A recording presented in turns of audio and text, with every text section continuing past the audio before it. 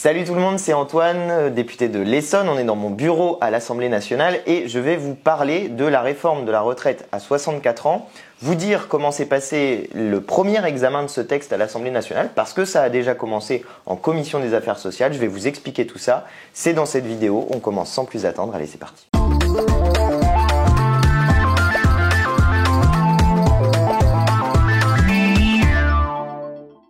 Comme vous le savez, Emmanuel Macron a décidé de faire passer la retraite à 64 ans et ce projet connaît une grande opposition. D'abord dans la rue, il y avait 2 millions de personnes le 19 janvier, il y en avait près de 3 millions le 31 janvier et des manifestations sont de nouveau appelées les 7 et 11 février où je pense qu'il y aura encore plus de monde parce que ce projet ne convainc pas, personne n'est convaincu du fait qu'il faille faire une réforme des retraites. Tout le monde est d'accord pour dire que c'est de la souffrance en plus alors que ce n'est pas utile.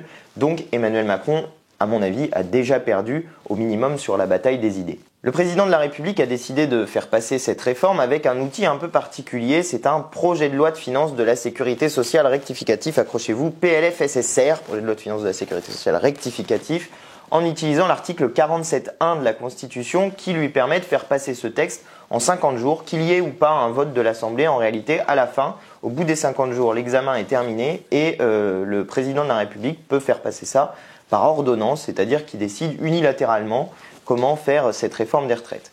Le projet de loi de finances rectificatif, il faut bien que vous compreniez que c'est un outil qui est très bâtard dans cette situation parce qu'on a eu en réalité déjà un projet de loi de finances de la sécurité sociale à la fin de l'année et là, c'est comme si, en gros, ah bah désolé, on n'avait pas bien compris, on est déjà obligé de changer, on est en janvier, vous voyez. C'est vous dire l'inefficacité de ce projet de loi de finances de la sécurité sociale qui était fait en décembre. Bref, ils utilisent ce qu'on appelle un véhicule législatif qui est tout pourri, qui ne permet pas de débattre, qui limite le débat, et ils accusent des autres de faire de l'obstruction. Ben voyons. C'est ce dont je vais vous parler maintenant, c'est comment ce texte arrive à l'Assemblée nationale. Parce que ces 50 jours, ça comprend plusieurs choses. Ça comprend l'examen en commission à l'Assemblée nationale, je vais vous en parler. Ça comprend l'examen en hémicycle, mais ça comprend aussi l'examen au Sénat de ce texte. Et c'est vous dire à quel point c'est un examen très réduit de ce texte dans le temps, qui ne permet pas en fait de rentrer vraiment dans le fond de tous les sujets. Mais on est malin, je vais vous expliquer comment on a fait. Alors quand un texte arrive à l'Assemblée nationale, il passe d'abord en commission. C'est quoi les commissions? C'est des endroits dans lesquels il y a un nombre restreint de députés, normalement, mais tous les députés peuvent y participer. Juste, il y a un nombre restreint de députés qui ont le droit de vote.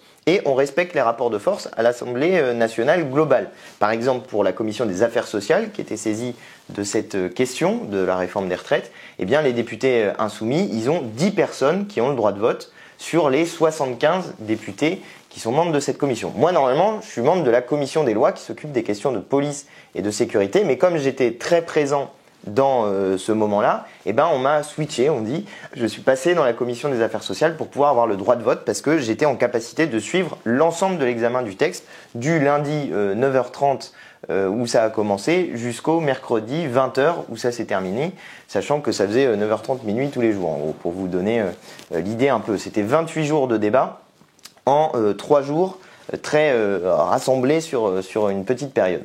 En réalité, ils auraient pu faire plus de temps que ça, mais c'était un choix des macronistes que de dire bah voilà, le mercredi ça s'arrête, et puis ensuite d'accuser tous les autres d'avoir fait de l'obstruction sur leur texte. C'est une technique pas très honnête, mais bon, c'est la manière qu'ils ont choisie pour faire passer cette réforme des retraites. Pour que vraiment vous compreniez bien comment ça se passe, un projet de loi de finances de la sécurité sociale rectificatif, il y a 2 morceaux. Il y a une partie recettes et il y a une partie dépenses. Si on était des gens logiques, on devrait commencer par étudier la partie dépenses, parce que la partie dépenses, c'est celle qui traite des besoins, en réalité.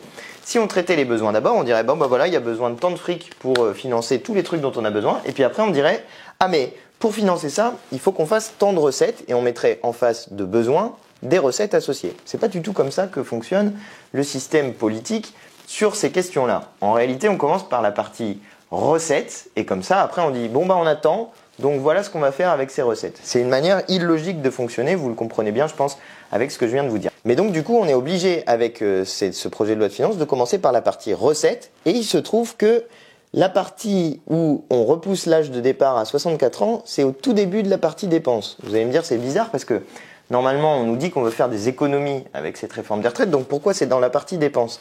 En fait c'est tout bête, mais c'est parce que comme on diminue les dépenses, eh ben en fait on fait des recettes.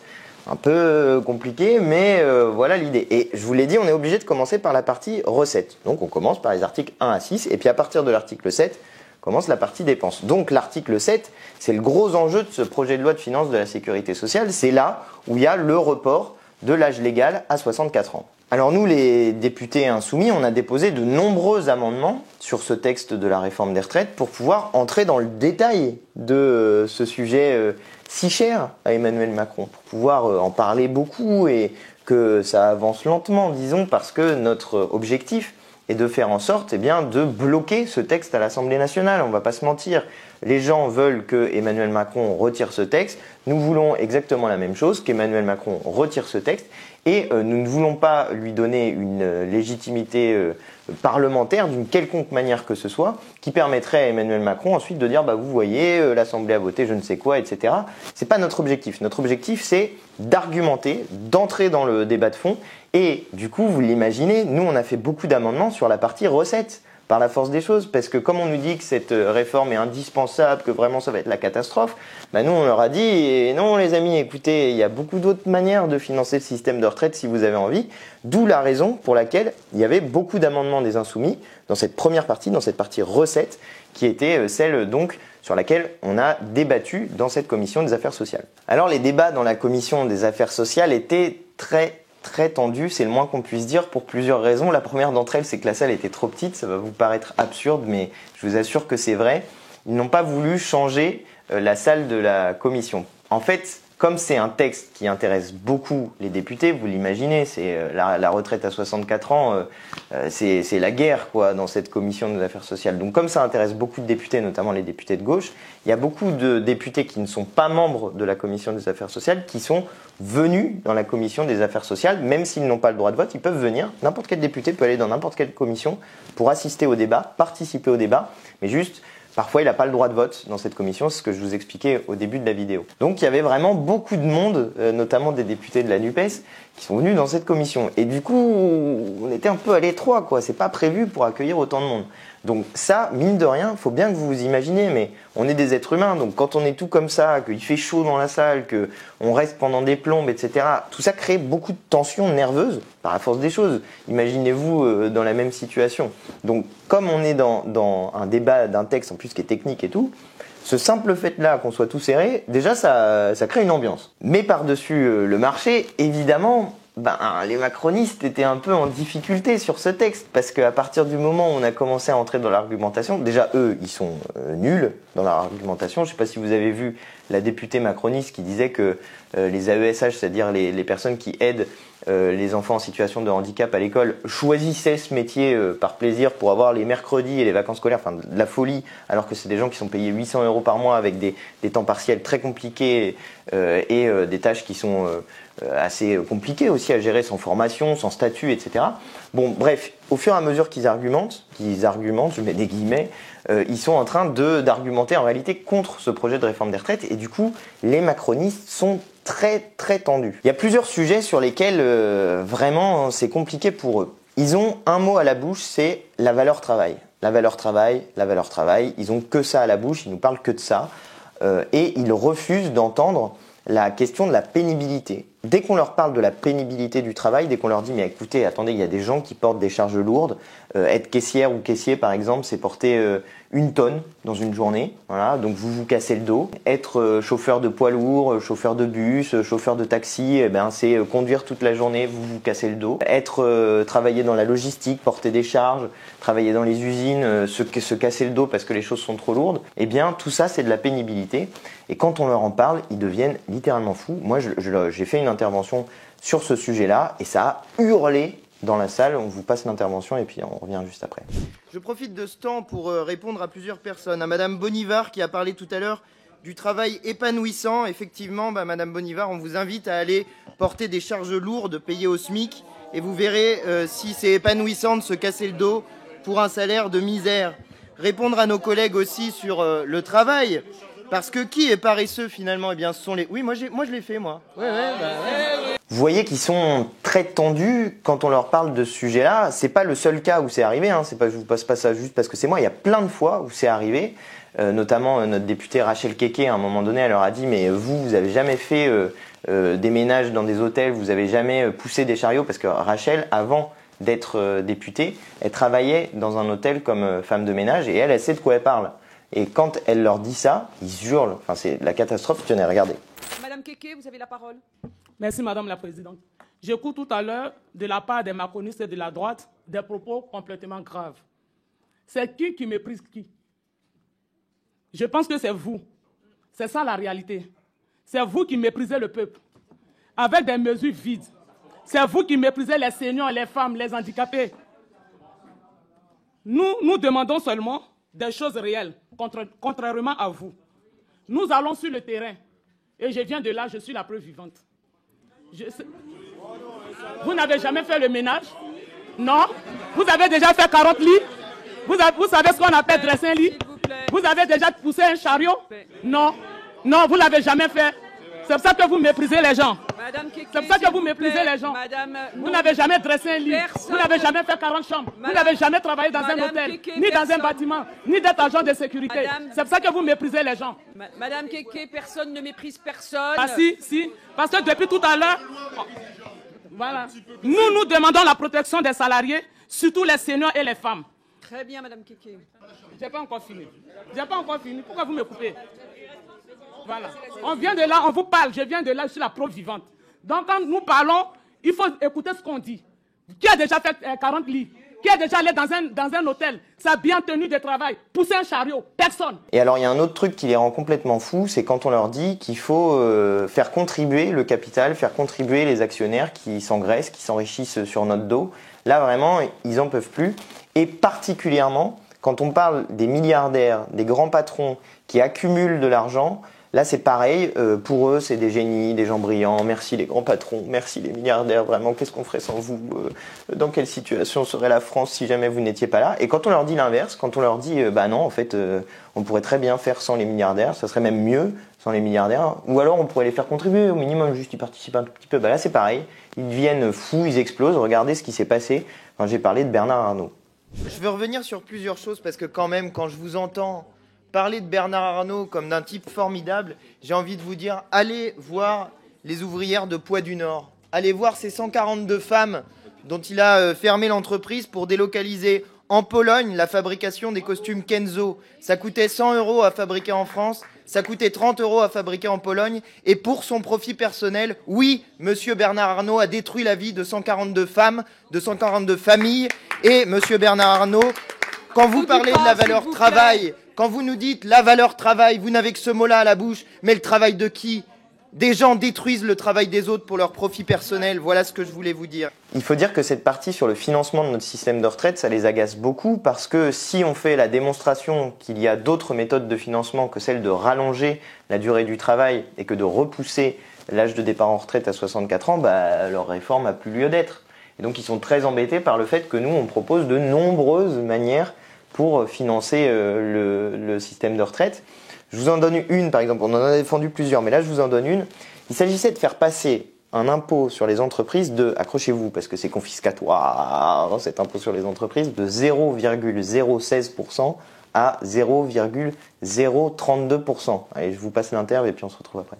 Nous avons ici un amendement qui propose donc de relever cette contribution à, accrochez-vous parce que le taux doit faire peur à tous les grands capitalistes, 0,032%. Oh là là, quelle catastrophe!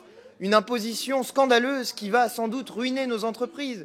On passerait de 0,016 à 0,032. Et combien ça rapporte exactement de passer de 0,016 à 0,032? Ça rapporte 4,6 milliards d'euros. Vous savez, moi je trouve qu'en réalité, nos collègues des Verts et de Génération, ils sont plutôt gentils. Parce qu'on aurait pu passer ça à 0,064%. Et là, vous auriez vos 12 milliards d'euros que vous allez gratter en prenant 2 ans de vie à des Français, que vous allez gratter en envoyant 4000 personnes de la génération née en 1968 au cimetière avant d'avoir atteint la retraite. Voilà la violence de ce que vous êtes en train de faire. Et quand il y a 2,8 millions de personnes dans la rue qui sont en train de vous le dire, vous répondez « Désolé, vous n'avez pas compris ». Vous répondez « Il va falloir faire de la pédagogie enfin ». Franchement, collègues, un peu de décence, un peu d'humanité. Votez cet amendement et peut-être même en séance, votez-le un peu augmenté. Très bien. Pour faire en sorte de faire gagner de la vie plutôt que d'en faire perdre. Ce genre d'intervention, ça les met dans une difficulté qui est considérable. Parce qu'on voit bien qu'il y a d'un côté des millions de personnes qui sont censées travailler plus longtemps, 2 ans de plus, perdre 2 ans de vie littéralement. Et de l'autre côté, un très petit nombre de gens qui, en participant un tout petit peu, pourraient financer notre système de retraite. Et donc, on est en train de faire voir à quel point ce pays qui a sur le fronton de ses bâtiments publics écrit liberté, égalité, fraternité, ne respecte pas la partie égalité-fraternité. On a l'impression que c'est toujours au même de devoir contribuer, toujours au même de devoir souffrir, toujours au même de devoir peiner, tandis que certains, c'est facile pour eux, il y a de l'argent, et puis après tout, ils ont réussi, donc laissons-les réussir, et ne leur demandons rien, parce que c'est des gens formidables. Bah non, c'est pas vrai. Les gens, ils réussissent pas tout seuls, ils réussissent dans un contexte dans lequel, s'il n'y a pas de travailleurs dans leur entreprise, il n'y a pas de richesse qui est créée. Ils réussissent pas si jamais les gens sont pas formés à l'école par le service public. Ils réussissent pas si jamais il n'y a pas des routes pour mettre des camions dessus sur lesquels ils mettent des containers dans lesquels ils peuvent transporter les marchandises qu'ils créent par exemple. Et si ces routes n'amènent pas jusqu'à des endroits pour vendre des marchandises, tout ça ne marche pas. Si jamais il n'y a pas de collectif, si jamais il n'y a pas un pays qui est derrière pour qu'on crée de la richesse.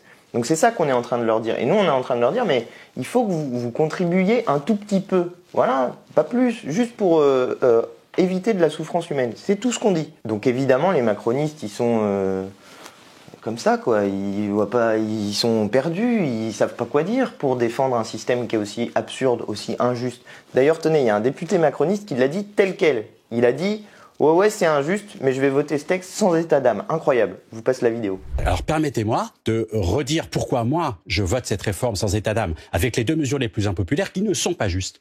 On demande aux gens de travailler de plus parce qu'on a besoin de faire rentrer de l'argent. Je suis en train de dire pourquoi je la voterai cette réforme et fondamentalement elle n'est pas juste parce que 2 ans de plus, personne n'en a envie, parce qu'il y a plein de gens qui ont du travail qui est difficile. Vous voyez, s'ils l'assument comme ça, alors là c'est fini quoi. C'est fini parce que dans leur texte de projet de réforme des retraites, ils disent que c'est une réforme juste. Donc s'ils commencent à dire c'est juste mais c'est injuste, vous voyez la situation dans laquelle ils sont. Donc ils sont très en difficulté. Il y a un autre parti qui prenait de la place dans cette commission des affaires sociales, c'est le Rassemblement national. Et je veux vous en parler parce que le Rassemblement national a été très agressif vis-à-vis de la France insoumise. Donc il faut que je vous explique pourquoi ils étaient aussi agressifs vis-à-vis de nous. La réalité, c'est qu'ils étaient à la peine dans cette commission des affaires sociales parce qu'ils sont plus ou moins d'accord en fait avec les macronistes. D'ailleurs, Marine Le Pen a fait une sortie pour défendre la retraite à 67 ans, donc on comprend plus rien. Ils disent qu'ils sont contre le projet d'Emmanuel Macron à 64 ans, mais d'un autre côté, Le Pen dit 67 ans, finalement c'est pas si mal.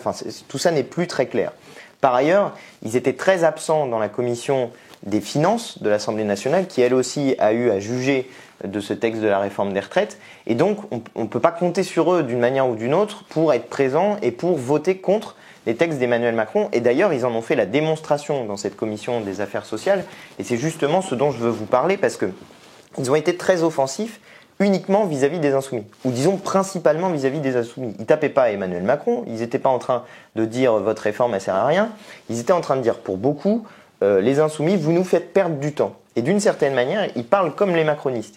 Il disait qu'il fallait accélérer sur la réforme des retraites. Et vous savez, tout à l'heure, je vous ai parlé de la manière dont ça se gère, un projet de loi de finances de la sécurité sociale rectificative. Je vous ai dit, il y a la partie recettes et la partie dépenses. Et en fait, ce que disaient les députés du Rassemblement national, c'est qu'il faut vite aller à l'article 7 pour voter sur l'article 7. Et donc, potentiellement, pour donner une majorité à Emmanuel Macron pour faire la retraite à 64 ans. C'est ça le problème, c'est que en défendant cette idée d'aller vite sur le texte, comme les macronistes, ce qu'ils potentiellement pouvaient faire, c'était donner une majorité à Emmanuel Macron. Et je vous l'ai dit, on ne pouvait pas compter sur eux pour être présents, pour bloquer ce texte.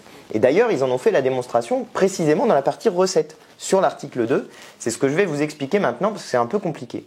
L'article 2 de ce projet de loi, c'est quoi? C'est bidon. C'est totalement bidon. C'est un index senior.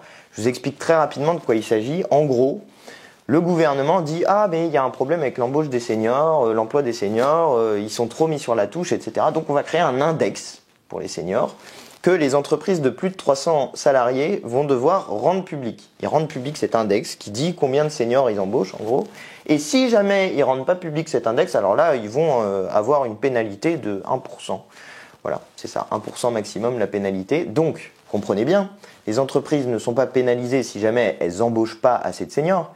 elles sont pénalisées si jamais elles ne rendent pas public un index qui donne la situation de l'emploi des seniors à l'intérieur de l'entreprise. Vous imaginez le niveau d'inutilité du truc, d'autant plus qu'il existe déjà ce qu'on appelle le bilan social. Le bilan social, c'est exactement la même chose, en plus détaillé. Vous donnez la pyramide des âges de vos employés, vous donnez ça par répartition de genre homme-femme, vous donnez ça en plus par répartition cadre-ouvrier, etc. Donc vraiment, le bilan social, c'est un truc qui est 1000 fois plus complet que leur index senior qui sert rigoureusement à rien. Du coup, nous, on est logique. Les Insoumis, on avait déposé un amendement de suppression de cet article 2. Suppression, ça veut dire, si on votait notre amendement, l'article 2 disparaît et on passe à l'article 3. Sauf que le Rassemblement national, ils n'ont pas voté cet amendement de suppression. Ils ont dit, non, il faut qu'on entre dans le débat sur l'article 2. Et nous, on avait déposé plein d'amendements sur l'article 2 pour qu'on en parle longuement, pour qu'on leur dise longuement à quel point c'est nul, inutile et à quel point ils font souffrir les gens inutilement avec cette réforme des retraites. C'est pour ça qu'on avait déposé beaucoup d'amendements sur ce truc inutile. C'était pour pouvoir donner des arguments, pour pouvoir leur dire mais vous voulez faire travailler les gens jusqu'à la mort, pour pouvoir leur dire votre index senior il sert à rien, ça existe déjà, pour pouvoir leur dire il faut pénaliser les entreprises qui n'embauchent pas assez de seniors, il faut pénaliser les entreprises qui respectent pas le code du travail. Voilà pourquoi on avait déposé beaucoup d'amendements.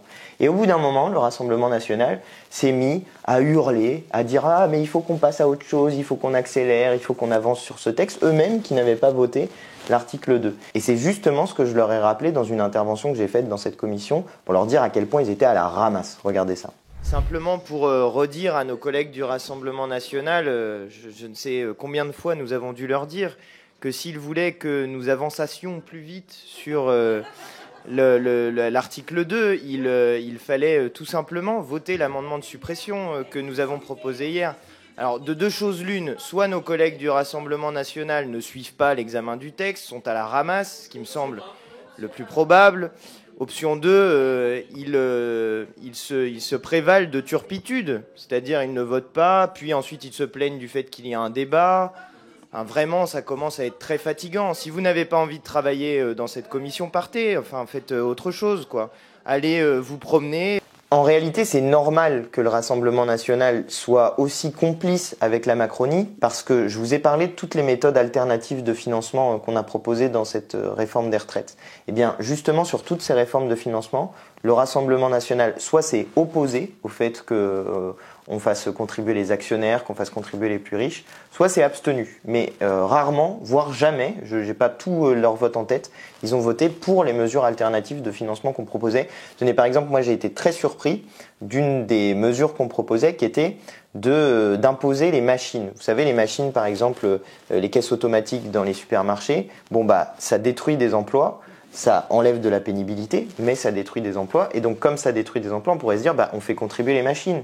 On met un impôt sur les machines qui permet de financer le système de retraite, vu que ça a détruit des emplois où avant, c'était des emplois qui cotisaient. Même sur ça, ils se sont abstenus. Ils n'ont pas voté, alors que moi, vraiment, j'étais persuadé que sur ce truc-là, il n'y avait pas de raison qu'ils ne soient pas pour cette proposition-là. Mais non, même sur ça, ils ont été dans l'abstention, dans l'opposition, dans le flou. Par ailleurs, je vous dis un dernier truc sur ça et après j'en conclurai, mais ils sont pas raccords entre eux sur la stratégie. Moi, il y a eu un moment où j'ai dû m'asseoir juste à côté d'eux, parce qu'il n'y avait pas de place dans la salle, comme je vous l'ai dit, et je les entendais. Ils n'étaient pas d'accord entre eux. Il y en a qui sont pour faire de l'obstruction, il y en a qui sont contre faire de l'obstruction, donc il y a des tensions à l'intérieur du groupe Rassemblement National, et quand vous avez un groupe dans lequel il y a des tensions, on ne peut pas compter sur lui pour être efficace dans l'opposition à Emmanuel Macron, parce que s'ils ne sont pas d'accord entre eux sur ce qu'il faut faire, ils ne peuvent pas avoir une stratégie efficace de réponse à Emmanuel Macron. Voilà ce qui s'est un peu passé dans cette commission des affaires sociales. Je voulais vous faire une petite vidéo, elle est un peu longue, j'en suis désolé, mais sur ce sujet-là pour que vous ayez bien tous les éléments en tête avant qu'on arrive dans l'examen en hémicycle qui commencera ce lundi 6 février. Et à partir de là, il va y avoir une séquence d'une dizaine de jours jusqu'au 17 février dans lesquels on va examiner ce projet de loi de réforme des retraites. Moi, je vous invite vraiment à suivre les débats, à regarder ce qui va se passer à l'Assemblée nationale. Vous pouvez suivre ça sur le site de l'Assemblée, il y a la vidéo en direct, si jamais vous avez le temps, parce que je sais que vous travaillez et que c'est pas forcément facile de regarder en journée. Mais vous savez, les débats, ils vont durer jusqu'à minuit, tous les jours, à l'Assemblée nationale. Donc si vous avez rien à faire de votre soirée, je vous invite à aller regarder ces débats parce que ça vous permettra de vous faire votre propre opinion sur la manière dont les débats sont menés. Il faut bien que vous compreniez qu'il y a une opposition très forte qui est faite par les macronistes et le Rassemblement national vis-à-vis de la NUPES en général et des Insoumis en particulier. Pourquoi ? Parce qu'ils savent qu'on fait des propositions alternatives qui sont raccords avec ce que demandent les Françaises et les Français. Donc ils nous ciblent nous, les deux, ils nous ciblent nous, parce qu'ils savent qu'il peut y avoir quelque chose qui se passe, d'une forme d'adéquation entre le mouvement populaire qui a lieu dans la rue et les propositions politiques qui sont faites pour le traduire dans l'Assemblée nationale. Et ça, c'est leur crainte absolue, qu'il y ait un mouvement social associé à une force politique ample qui puisse porter des propositions dans l'Assemblée nationale, c'est leur crainte absolue, parce que ce serait la démonstration de leur minorité politique dans cette Assemblée nationale, minorité politique que pour l'instant ils nient, qu'ils refusent de voir, alors même qu'ils ont perdu les élections législatives. Voilà pourquoi on est, nous, NUPES, Insoumis en particulier, la cible de ces deux adversaires qui, au final, sont assez proches idéologiquement. C'est-à-dire qu'il y a des petits éléments qui les différencient, mais quand il s'agit de faire contribuer les actionnaires, quand il s'agit de faire contribuer les milliardaires, quand il s'agit de partager la richesse ou de partager le temps de travail aussi, parce que quand on parle de la retraite, on parle aussi du partage du temps de travail, ben ils sont d'accord en réalité. Sur le fond, ils ont des accords idéologiques entre le Rassemblement national et les macronistes. Et donc, ils sont obligés de cibler celles et ceux qui sont dans une opposition frontale vis-à-vis du système capitaliste, la NUPES et les Insoumis en particulier. Voilà ce que je vous invite à regarder dans ces débats à l'Assemblée nationale. Ça va être vraiment, je pense, passionnant. C'est un moment politique très fort pour le peuple français. Et n'oubliez jamais une chose, c'est que le peuple français, quand il est uni dans la lutte pour ses droits, eh bien, il est toujours victorieux. On l'a été en 1995 sur cette réforme des retraites, on l'a été sous Macron en 2020 aussi sur une réforme des retraites qu'il a fini par retirer. Je ne sais pas si vous vous souvenez, il voulait faire la retraite à points. Il l'a fini par la retirer. Et on l'a été de nombreuses fois dans notre histoire longue.